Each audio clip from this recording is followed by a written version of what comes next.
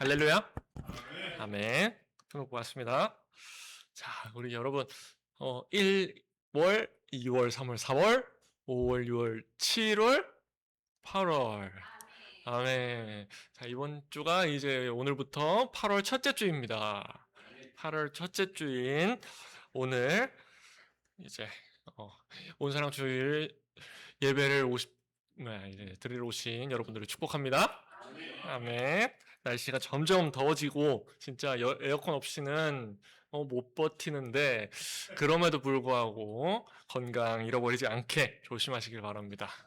아멘. 자, 여러분.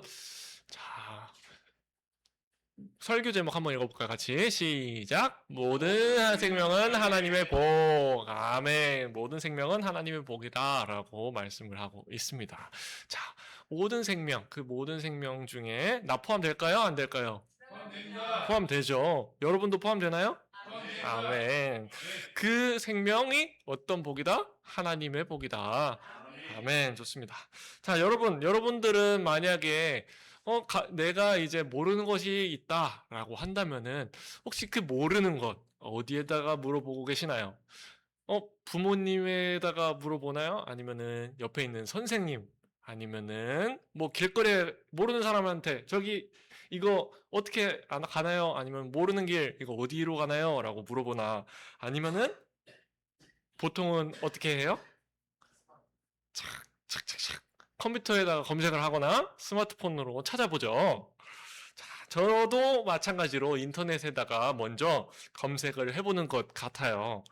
더구나가서는 이제 인터넷이 검색하는 것뿐만이 아니라 이제 일명 챗 GPT라고 하는 생성형 AI가 이제 그 AI를 통해서 내가 질문하는 것에서 좀 더 나아가서 내가 질문한 것 외에도 더 많은 정보를 가르쳐주는 시대에 살고 있습니다.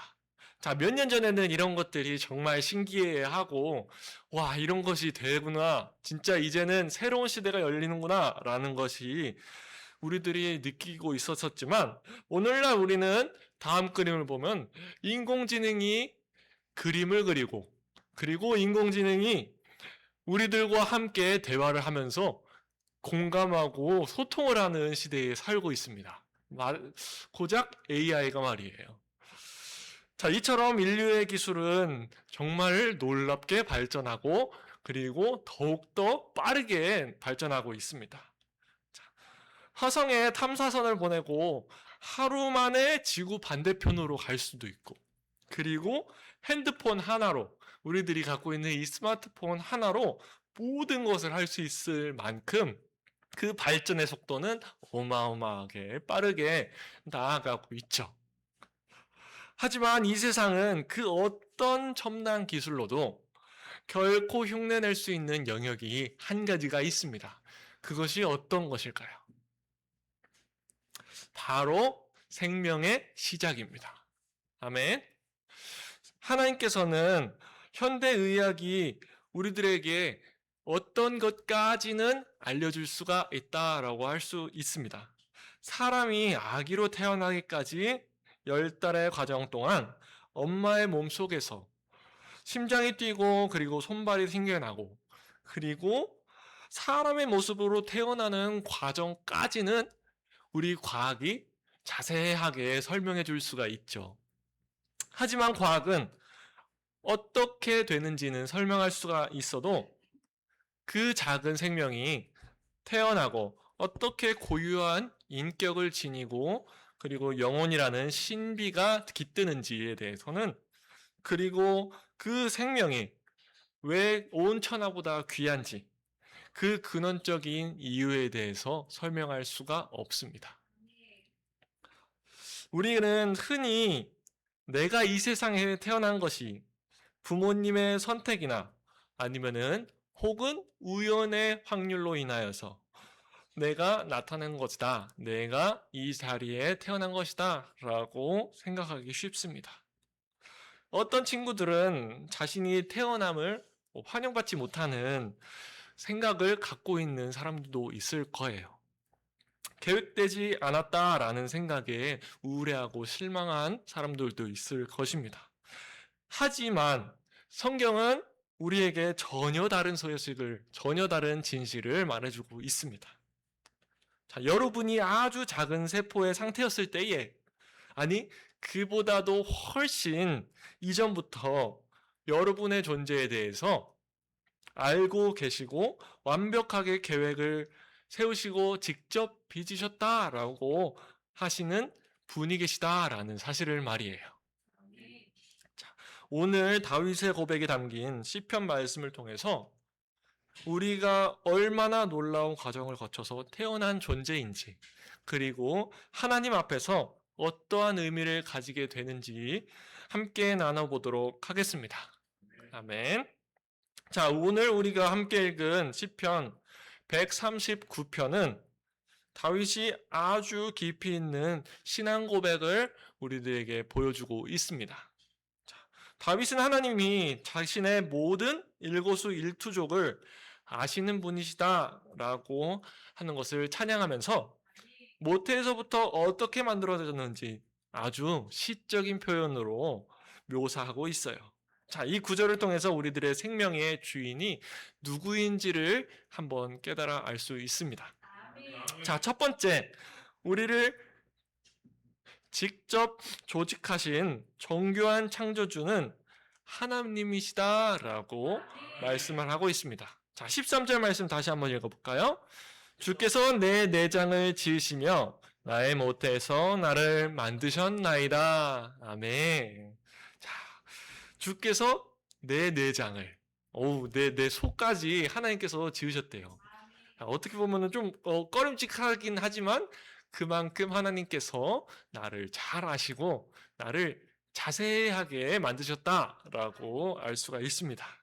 자, 여기서 만드셨다라는 단어가 히브리어에서는 바느질하다, 그리고 짜다, 혹은 엮다라는 뜻을 가지고 있습니다. 자, 이는 마치 최고로 숙련된 장인이 아주 정교한 설계도를 옆에 두고서, 그리고 그 설계도를 하나하나 보면서 한 땀 한 땀 정성을 다해 수를 놓아서 짜고 그리고 만들었다라는 뜻을 가지고 있어요. 그래서 나를 만드셨나이다 라는 뜻은 하나님께서 정말 정성 들여서 나를 엮으셨다, 나를 지으셨다 라는 것을 우리들이 알 수가 있습니다. 자, 한 땀 한 땀 정성 다해서 수를 놓아서 그 옷감을 만든 그 장인의 모습을 한번 생각해 볼 수가 있을 것 같아요. 그 조그만한 글씨 하나도 새기는데 힘든데 하나님께서는 나 같은 더 힘든 작품을 만드셨다라는 것입니다. 자, 하나님은 가장 안전한 공간인 우리 어머니의 뱃속에서 우리들을 만드셨습니다. 근데 그거 알고 계신가요?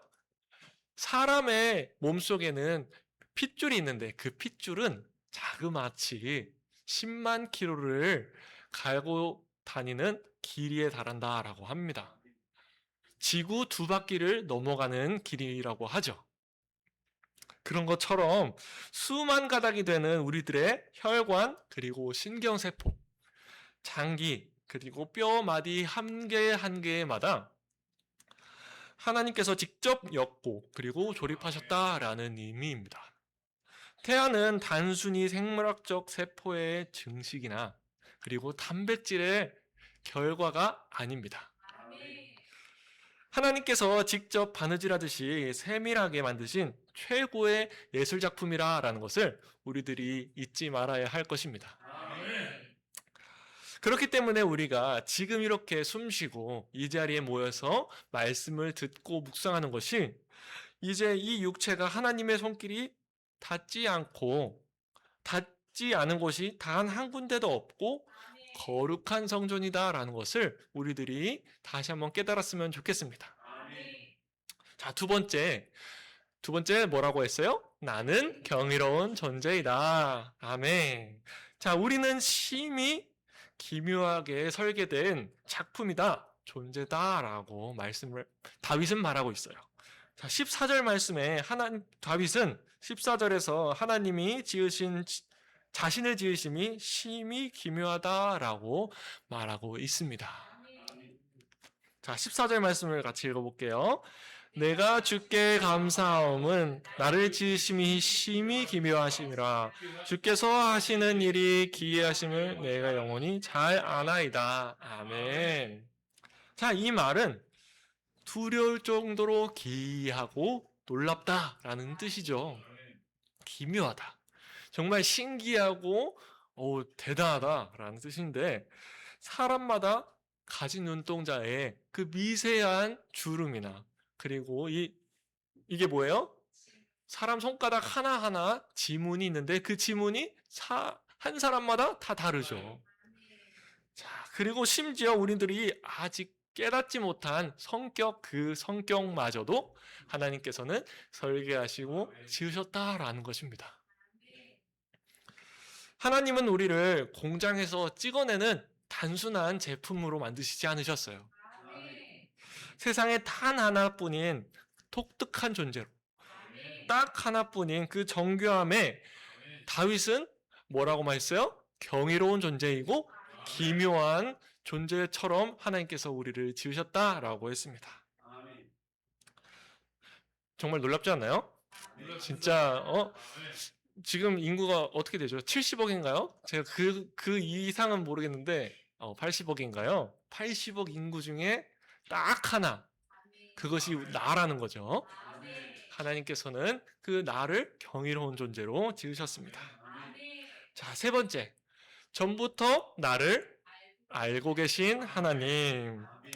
하나님은 우리가 엄마 뱃속에서 태어나기 전부터 우리를 알고 계셨습니다. 자, 15절과 16절은 하나님이 우리를 언제 알고 계셨는지를 말하고 있습니다. 자, 다윗은 내가 생겨나기 전부터 하나님이 나를 보셨다. 주의 눈이 나를 보셨다라고 말하고 있습니다. 자, 세상의 법과 기준에서는 사람이 태아가 언제부터인지를 논하고 있어요. 몇 주 이후에는 태아가 인격을 가지게 되면서, 아니면 태아가 고통을 느끼니까 그때부터는 사람이다라고 인정해 주자라고 하고, 그 전에는 사람이 아니니까 그 생명을 인정해 주지 말자라고 법이 정하고 있습니다. 하지만 하나님의 눈에는 아직 형체도 온전하지 않은, 생명이 시작 전부터 그 존재를 나라고 인식하고 계셨습니다. 또한 우리는 태어나기 전에 우리를 정하신 인생의 모든 날을 하나님께서 계획하셨다라는 것입니다. 하나님께서는 우리들이 언제 일하고, 언제 취업하고, 그리고 또 언제 100점을 맞았는지, 아니면은 언제 결혼을 하게 되는지, 하나님께서 책의 모든 사실을 기록해 두셨다라는 것입니다. 그것이 내가 태어나기 전부터 말이에요. 자, 이것은 무엇을 의미할까요? 생명의 주도권이 인간에게 있다라는 것일까요? 아니죠. 인간에 속해 있지 않고 하나님에게 속해 있다라는 사실입니다. 자, 인간의 눈에는 계획되지 않은 실수 같은 것일 수도 있고, 그리고 원치 않는 임신이나 아니면 경제적인 형편의 어려움에 상황에 따라 환영받지 못한 생명이 있을 수도 있습니다. 자, 하지만 하나님의 관점에서 단 한 번도 계획되지 않은 생명이 없다라고 하십니다. 그 사실을 우리들이 깨달았으면 좋겠어요. 자, 예레미야 1장 5절 말씀에서는 내가 너를 모태에 짓기 전부터 너를 알고 있었고, 내가 배에서 나오기 전에 너를 성별하였다라고 말씀을 하고 있습니다. 자, 그렇기 때문에 태아가 단순히 부모의 결정에 의해서 흔들리는 것이 아니라 하나님이 거룩한 창조의 행위를 통해서 우리들이 쓰임을 받았고, 그리고 생명을 받았다라는 사실을 알고 있었으면 좋겠습니다. 그렇기 때문에 우리들이 부모의 결정에서 흔들리는 것이 아닌 하나님을 의지하는 여러분들이 되었으면 좋겠습니다. 자, 지금 우리가 사는 세상은 내 몸의 주인이 나라고 가르치고 있습니다. 자아중심적인 세계관이 정말 강한 지금 요즘 시대죠. 그렇기 때문에 내가 먼저 나서야 되고 내가 먼저여야 하는 세계입니다. 반면에 성경의 세계관에서는 내가 주권이 아니고 하나님이 주권인 세계관입니다. 자, 성경에서는 우리가 우리들의 몸조차, 내 몸조차 나의 것이 아니라 하나님께서 예수님의 피값으로 통하여서 하나님께서 산 하나님의 것이라고 하셨습니다. 자, 생명은 인간의 소유하고 처분할 수 있는 물건이 아니라 하나님께로부터 잠시 맡겨진 위탁물이다라고 말하고 있어요. 즉, 내 생명은 하나님께서 잠시 나에게 주신 것이라는 것이죠. 그래서 이 시간이 내 것이 아니고 하나님의 시간이라는 것을 우리들이 알고 있었으면 좋겠습니다. 자, 따라서 그리스도인인 우리는 세상에서 말하는 나의 편안함이나 그리고 사회적인 효율성보다도 하나님께서 창조의 질서를 우리들에게 주시고 그 우선순위를 두어야 된다라는 사실입니다. 한 생명이 이 땅에 오는 것이 우연한 사고가 아니라 하나님의 상급이시고 그리고 하나님의 축복이다라는 사실입니다. 그렇기 때문에 우리는 오늘 다윗의 말씀을 통하여서 다시 한번 결단해야 된다라는 사실을 오늘 말씀을 통하여서 알았으면 좋겠어요. 자, 오늘 말씀을 통해 몇 가적인 구체적인 삶의 태도를 결단해야 하는데요. 첫 번째, 자, 그리스도인의 태아에서 첫 번째 뭐라고 하고 있어요? 하나님의 걸작품. 아멘.